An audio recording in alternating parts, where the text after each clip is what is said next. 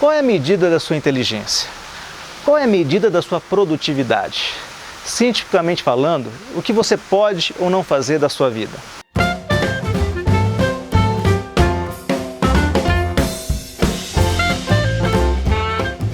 Em 1907, no estado de Indiana, o governo norte-americano aprovou a Lei de Esterilização para criminosos, idiotas, estupradores e imbecis. Essa lei virou moda nos Estados Unidos e até 1927 foram realizadas cerca de 60 mil esterilizações forçadas. Em 1927, a Suprema Corte americana permitiu que a esterilização de um doente mental, argumentando que 3 gerações de imbecis são o bastante. Nessa época, se você possuísse menos de 71 pontos na escala de QI hereditário de Alfred-Binet, possivelmente você teria o mesmo fim.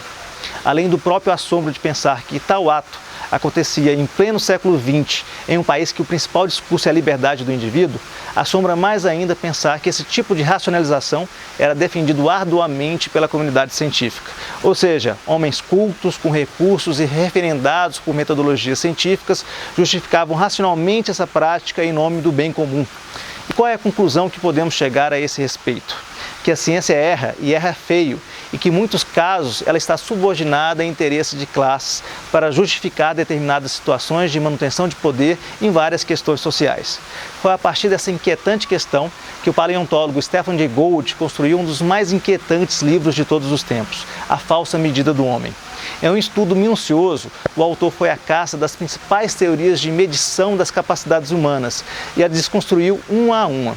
Craniometria, QI hereditário, a medição dos corpos, a quantificação das habilidades do homem e as diferenças de gênero foram uma a uma sendo esmiuçadas pelas pesquisas desse cientista, que percebeu de uma forma muito sensível como a ciência era utilizada para a manutenção de uma visão racista e determinista do homem em função de interesses culturais, econômicos e sociais de uma classe privilegiada. Em uma passagem, Stephen Jay Gould comenta o seguinte: a ciência, uma vez que deve ser executada por seres humanos, é uma atividade de cunho social. Seu progresso se faz por meio do pressentimento, da visão e da intuição.